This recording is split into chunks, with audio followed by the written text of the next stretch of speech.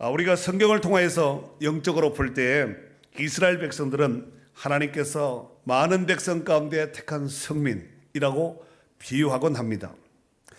중요한 사실은 이러한 하나님의 선택된 이스라엘 백성들을 끊임없이 괴롭히고 불편하게 하는 이런 대표적인 족속이 있습니다. 그것이 바로 성경에 블레셋 족속이라고 소개하고 있습니다. 물론 그 외에 주변 나라도 있겠지만 가장 이스라엘을 많이 괴롭혔던 나라가 블레셋입니다.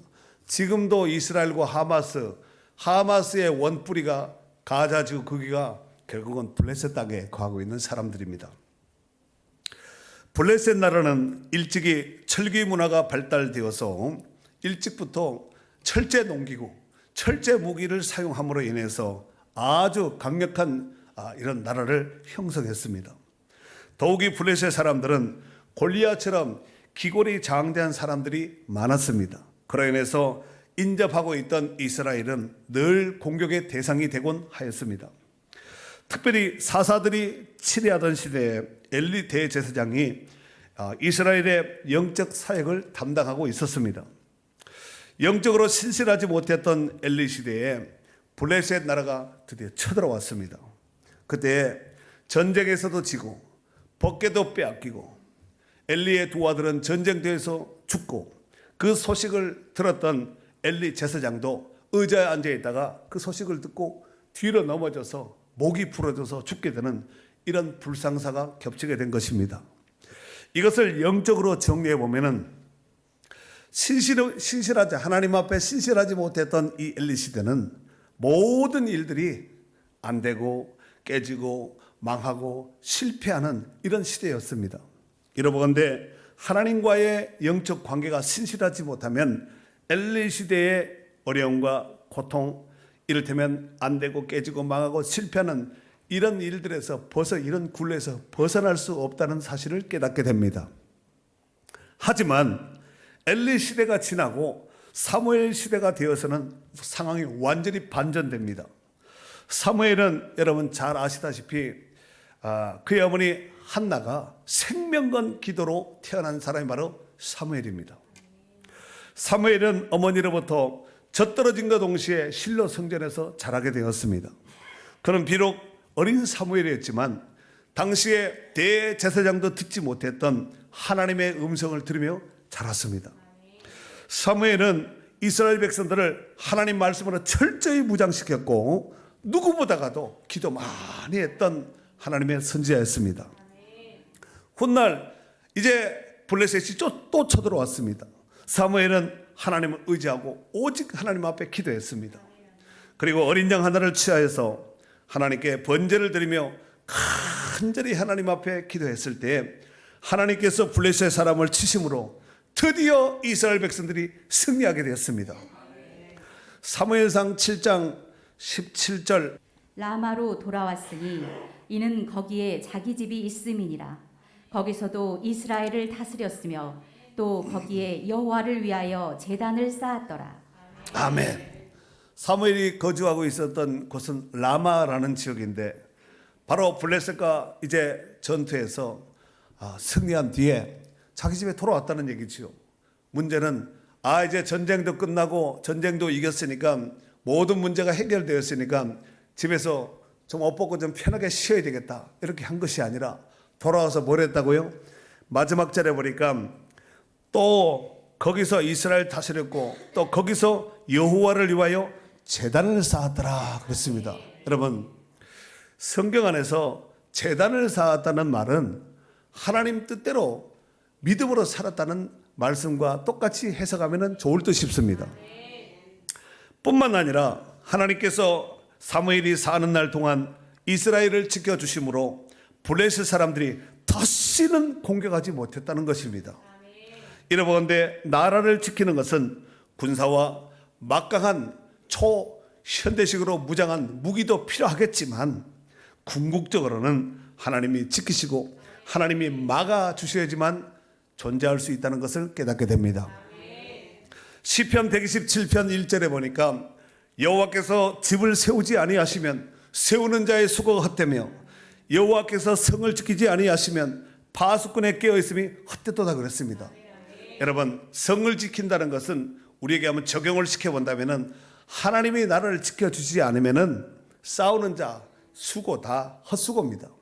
집을 세운다는 말은 하나님께서 가정 자녀들 지키지 않으면은 아무 의미가 없는 것이라는 것이죠. 그러니까 올 한해도 국가적으로는 하나님이 지키시는 하나님, 가정적으로는 하나님이 지키시는 가정들이 될 수 있기를 바랍니다.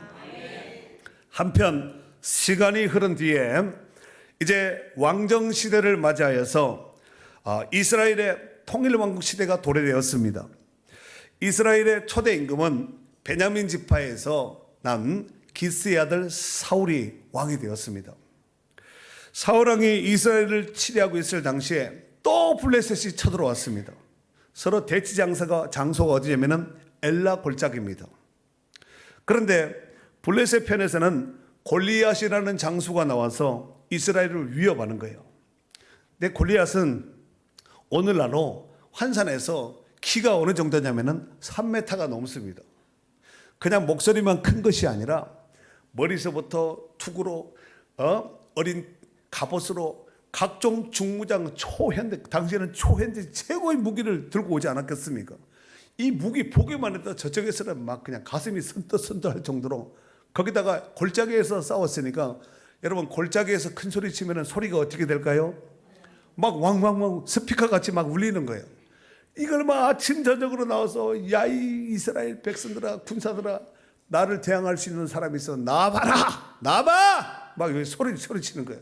그런데 그 자리는 병사들, 장군들만 있는 것이 아니라 이스라엘의 왕 사울 임금이 그 자리에 있는데 아무도 골리앗을 치기 위해서 대항할 만한 장군, 장수가 없는 거예요. 오죽했으면 왕이 이런 말을 하지요. 저 골리앗을 친 사람에게는 내가 내 딸을 주겠다, 부마로 삼겠다. 이래도 부마 되는 건 좋지만 골리앗을 보니까 이게 뭐 입이 안 떨어져, 걸음이 안 떨어지는 것이죠. 벌벌벌벌 정말 쥐죽듯이 정말 킥소리도 하지 못한 이런 상황 속에서 갑자기 아버지의 심부름을 온 다윗이 그때 딱 나타난 거예요. 그리고 그 광경을 그 자리에서 목격합니다. 결국 그 누구도 골리앗 앞에 나서지 못했던 이스라엘 군사들 앞에서 옆구리에, 평상시에 다윗은 목동이잖아요. 목동들이 차고 다니는 제구, 조그마한 가방입니다. 여기다 이제 물이나 필요한 용품들을 이제 넣어가지 않는데, 거기다가 이제 엘라 골짜기 시냇가에 가서 돌멩이 5을, 주먹만한 돌멩이 5을 집어넣고 골리앗을 향해서 갑니다. 사실 그 전쟁은 말도 되지 않는 전쟁입니다. 어른과 아이라는, 장군과 소년이라는 이 차이도 있지만 골리앗은 초현대식, 뭐 칼을 던지고 화살을 던져도 들어올 만한 빈틈없는 완전 무장을 한 상태로 온 상태고, 다윗은 완전히 그냥 아무데나 쳐도 그냥 공격을 받을 수 있는 이런 무장이 안 된 이런 상황이 아니겠습니까? 그래서 달려오는 다윗을 향해서 골리앗이 자기네 신들의 이름을 부르면서 온갖 저주를 합니다. 이 죽일 놈아, 찢어 죽일 놈아, 쳐 죽일 놈아, 새가 쫓아 먹을 놈아, 막 이러면서 그 당시에 온갖 저주를 다 퍼붓는 거예요. 원래 전쟁하기 전에 상대방의 기선을 제압하기 위해서 그런 말을 먼저 해요. 우리 전쟁할 때 보면 막 기선하잖아요. 막 3일이면 끝난다, 다 죽는다, 살려면 지금이라도 항복, 무기를 버리고 항복하고 투항해라, 뭐 이런 말, 험한 말 막 하잖아요. 막 하죠. 그랬더니 다윗도 이 할례 없는 개 같은 백성이 누구한테 사시고 참되신 하나님의 군대를 모욕하느냐고 물매에다가 물매 돌을 집어넣고 붕붕붕 하면서 달려나가지요. 서로 막 달려나옵니다. 그리고 다윗이 달려가면서 이 물매를 돌려서 물맷돌을 골리앗의 이마에 정통으로 맞춥니다.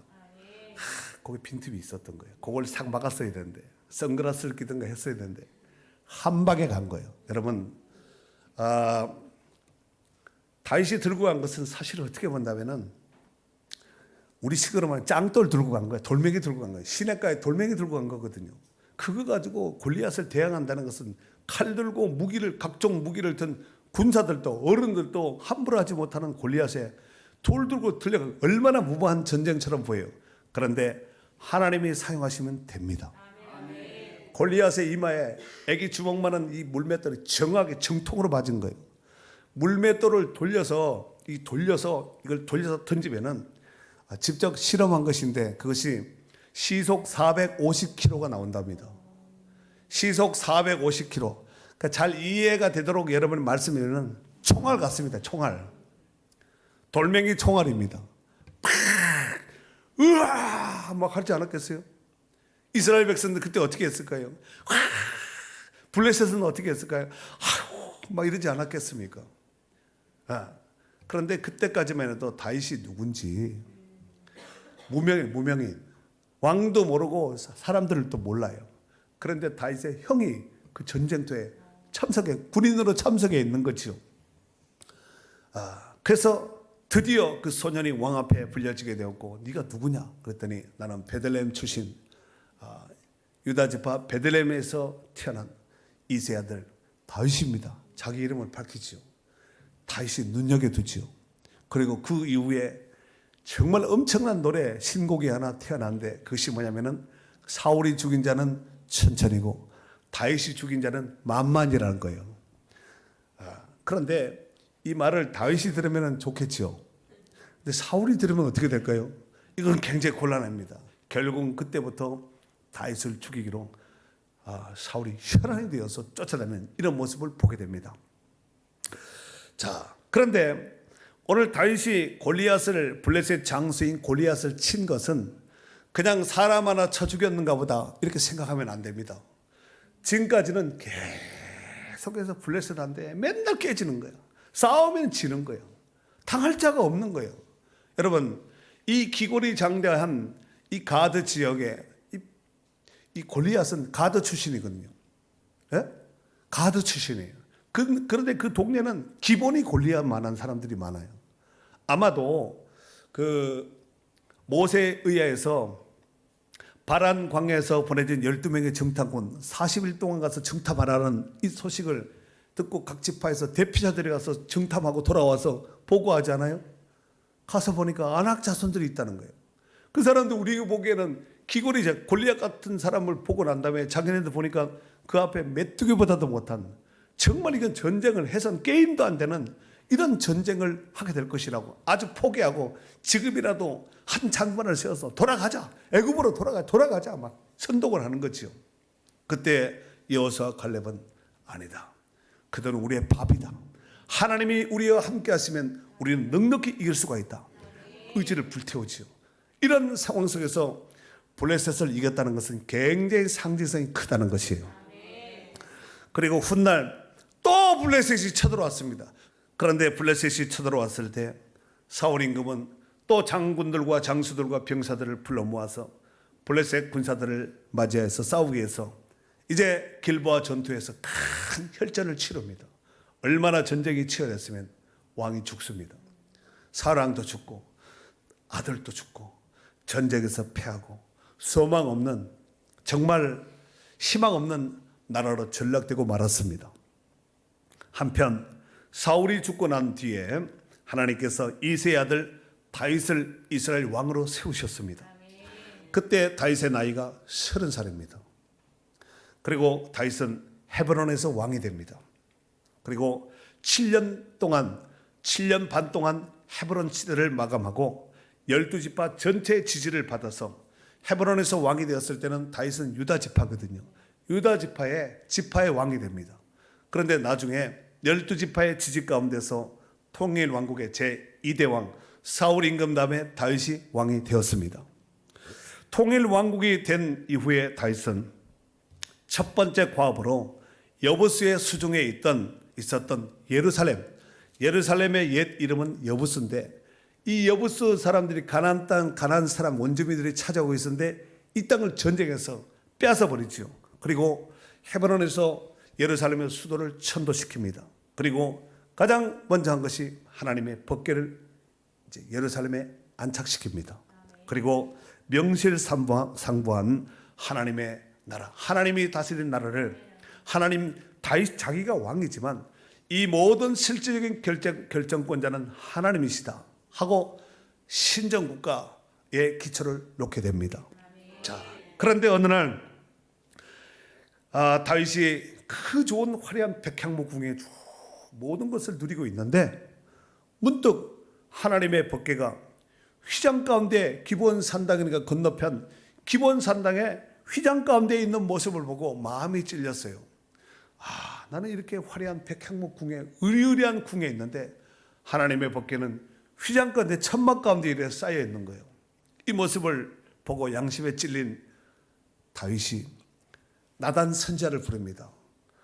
나단 선지자요, 나는 이렇게 좋은 백향목궁에 있는데 하나님의 성전은, 하나님의 법궤는 휘장 가운데 있는데 이거 내가 마음이 불편하다. 하나님 앞에 가서 물어서 내가 성전을 짓겠노라고 가서 말 좀 해달라고 부탁을 합니다. 나단 선지자가 다윗의 명을 받아서 하나님 앞에 가서 묻습니다. 당연히 아마 나단 선지자도 그렇게 생각을 했을 거예요. 당연히 하나님이 It's okay 하면서 오케이 하고 허락을 하실 거라고 물었는데 하나님이 허락하지 않는 거예요. 그러면서 이런 말씀을 하시죠. 하늘은 나의 보좌고 땅은 나의 발등상인데 누가 나를 위해서 이런 성전을 짓겠느냐? 질 수 있어? 그러니까 나단 선지자가 아무 대답을 못했을 것 같아요.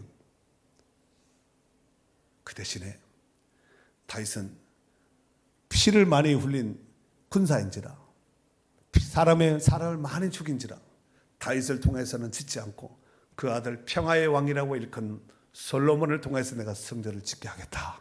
하나님께서 그런 말씀을 주셨습니다. 그리고 한 말씀을 덧붙여서 주는데 다윗이 막 코끝이 막 시큰시큰했을 것 같아요. 이런 말씀을 하시죠. 사무엘하 7장 8절 9절에 보면은 그러므로 이제 내 종 다윗에게 이와 같이 말하라. 만군의 여호와께서 이와 같이 말씀하시기를 내가 너를 목장 곧 양을 따르는 데서 데려다가 내 백성 이스라엘의 주권자로 삼고 내가 가는 모든 곳에서 내가 너와 함께 있어 내 모든 원수들을 내 앞에서 멸하였은즉 땅에서 위대한 자들의 이름같이 내 이름을 위대하게 만들어 주리라. 네 이름을 내가 위대하게 큰 인물로 만들어 주겠다. 하나님 그렇게 말씀을 하신 거예요.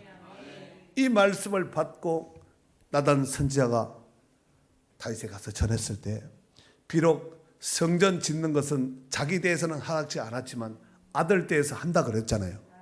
그래서 시험 들지 않고 아니 성전 짓겠다고요. 하나님 제가요.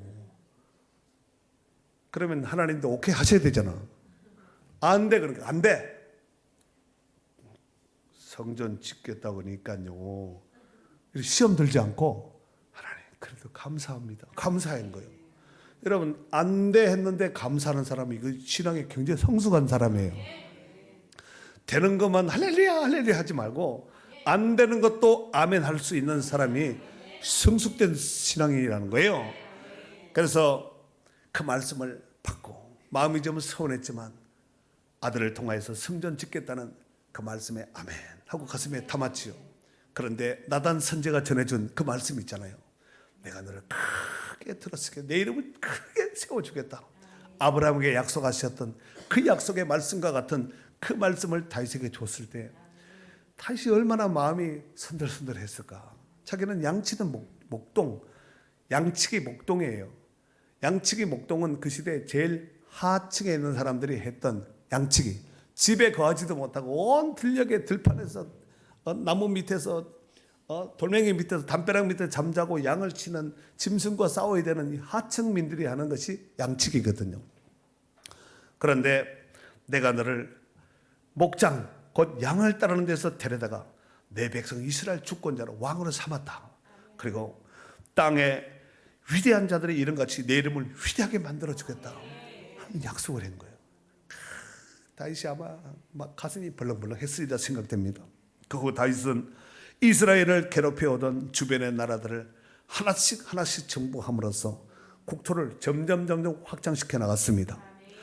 이런 본문은 오늘 본문에 보면은 이런 말씀이 오늘 본문에 보면은 그 이제 전쟁 사에 대해서 이제 일부 오늘 13절에 보니까 다윗이 소금골짜기는 염해 사해 바다입니다. 소금골짜기에서 에돔 사람 18,000명을 쳐 죽이고 돌아와서 명성을 떨치. 돌아와서 명성을 떨쳤다는 것은 이겼다는 얘기죠.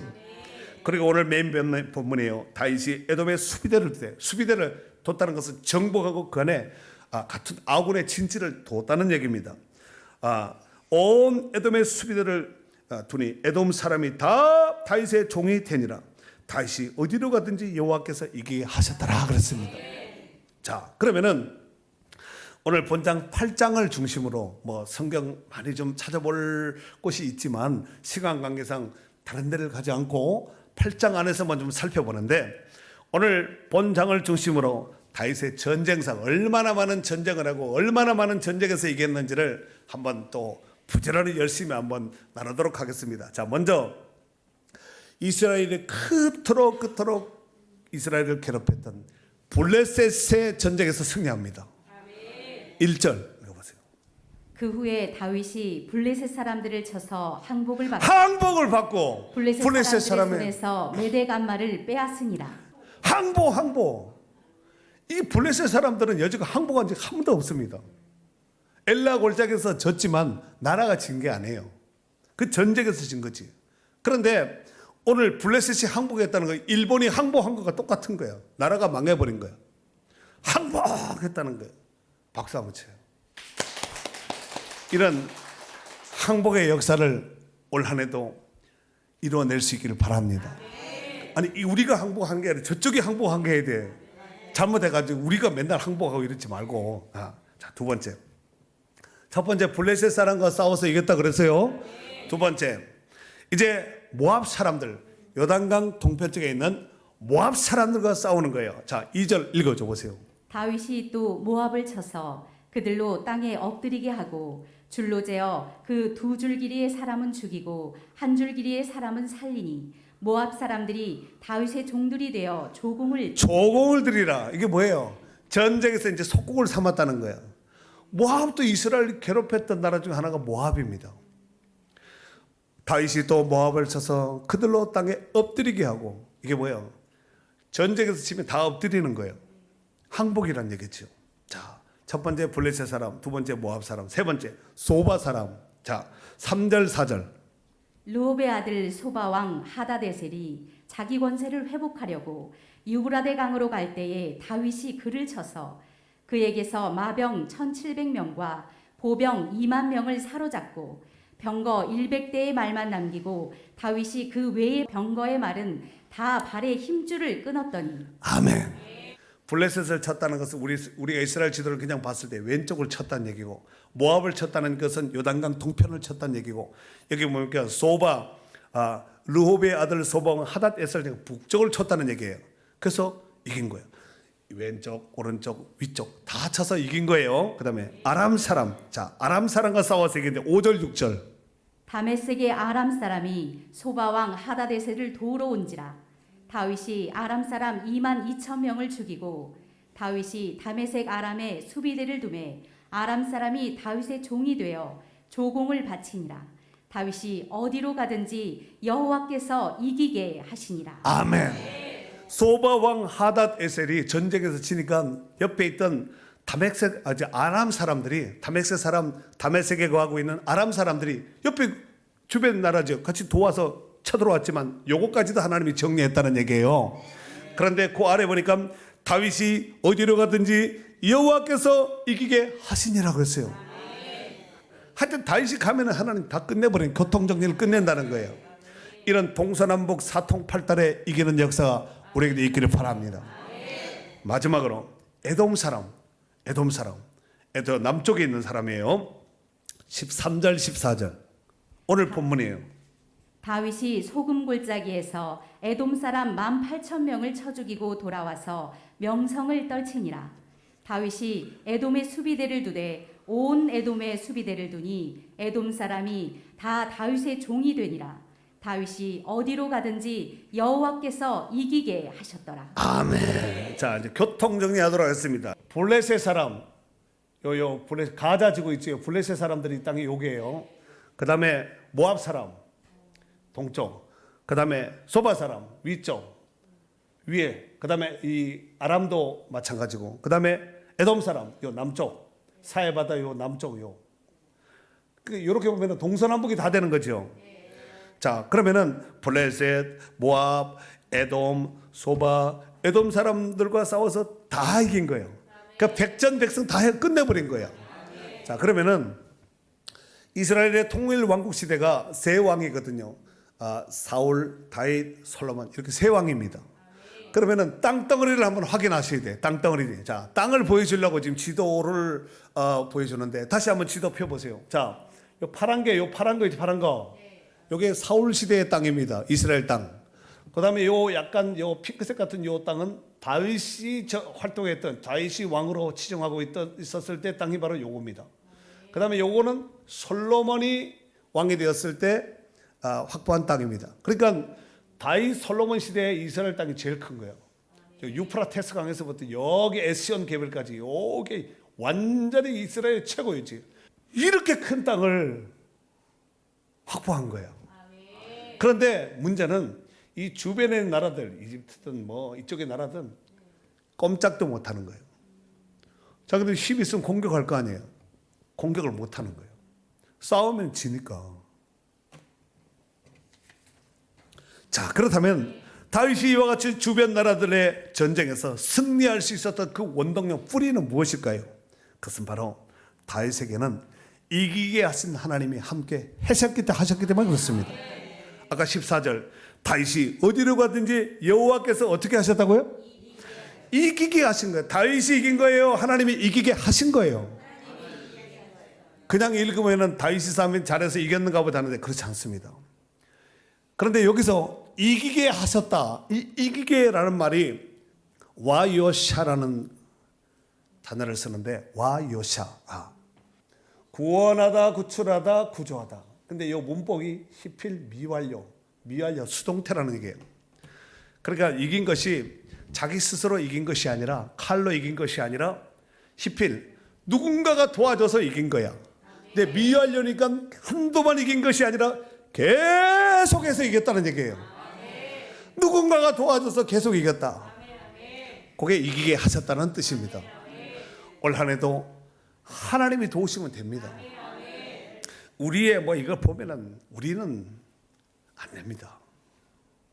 될 것 같이만 느껴지지만 전쟁을 느낌만 가지고 아무리 만나도 느낌이 중요한 건 사실이지만 느낌만 가지고 전쟁을 이길 수는 없잖아요. 실질적으로 이겨야지. 여러분, 이기게 하신 하나님이 이기게 하시면 되고 손 들어주신 하나님이 들어주면 끝나는 거야. 잠언 21장 31절 말씀에 보면은 싸울날을 위하여 마병을 예비하거니와 이김은 여호와께 있느니라 그랬습니다. 사무엘하 5장 10절 만군의 하나님 여호와께서 함께 계시니 다윗이 점점 강성하여 가니라 그랬어요. 점점 강성해지는 이런 역사. 다윗의 하나님이 함께하니까 그랬다는 거예요. 이런 역사가 올 한 해도 우리 가운데도 점점 정치적으로 계속해서 되어지는 역사가 있기를 바랍니다. 사랑하는 성도 여러분, 다윗은 장차 오실 구원자이실 예수 그리스도의 구약의 예표자입니다.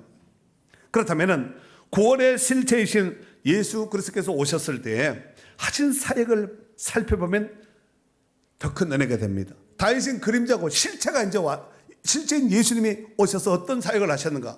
그림자가 이렇게 했다는 것은 장차 오실 분이 그런 역할을 하게 될 것이라는 것을 다윗을 통해 보여준 것이에요.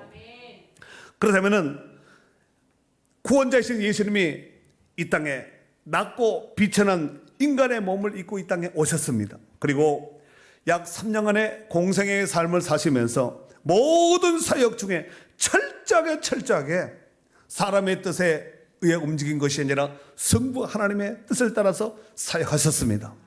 특별히 예수님의 탄생할 시점에 원수 마귀는 헤로드 왕의 권세와 정치적인 상황을 통하여서 예수님을 죽이려고 예수님이 태어났다는 그 소식을 듣고 2살 이하의 아이들은 남녀 할 것 없이 다 죽여버립니다. 참 그때 당시에 그 아이를 낳은 부모님들 얼마나 마음이 아팠겠어요. 그 아이들은 아무 감각도 없이 의식도 없이 죽었겠지만 그걸 알고 있는 부모님 그 시대에 안 태어난 거 감사하셔야 돼요. 뿐만 아니라 예수님의 공생애 본격적으로 시작하면서 40일 동안 금식하셨습니다. 금식하고 줄이셨을 때 사탄이 이걸 알고 먹는 문제를 시작해서 천하의 영광을 보여주면서 내 앞에 엎드리면 이 모든 것을 다 넘겨주겠다 꼬드겼지요. 그럴 때 예수님은 사탄아 물러가라 하시면서 말씀으로 승리하셨습니다.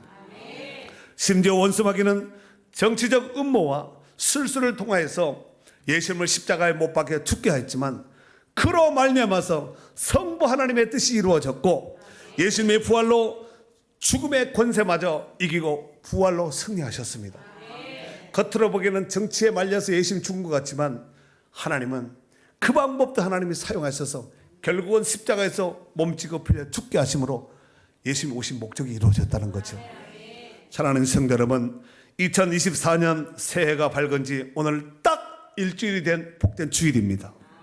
올 한 해도 수많은 일들이 우리 인생 삶 가운데 두루두루 막 펼쳐질 거예요. 정신없이 펼쳐질 겁니다. 그 모든 일들의 배후에는 하나님의 역사하심이 있다는 사실을 잊지 말아야 됩니다. 인생의 생사복을 주관하시는 분은 오직 하나님 한 분밖에 없습니다.